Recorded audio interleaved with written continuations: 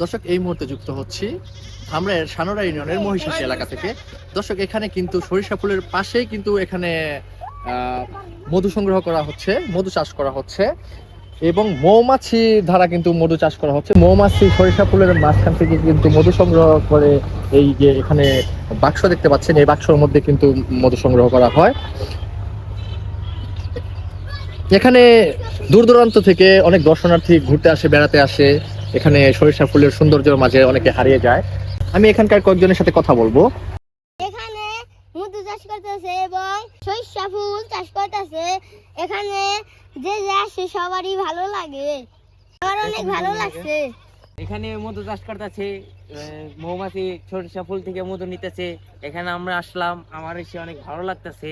পরে আরো আমার বন্ধু বান্ধবরা সবাই আসছে, সবাই দেখে অনেক সবার কাছে ভালো লাগতেছে। এই মধু চাষ এবং অনেক সরিষা ফুলের বাগান আছে, সব দেখে ভালো লাগতেছে। দূর থেকে আসছি, এখানে ঘুরতে আসছি। পাশেই দেখলাম যে মধু বিক্রি হচ্ছে, এখানে ভাবলাম মধু কিনে নিয়ে যাই এখান থেকে।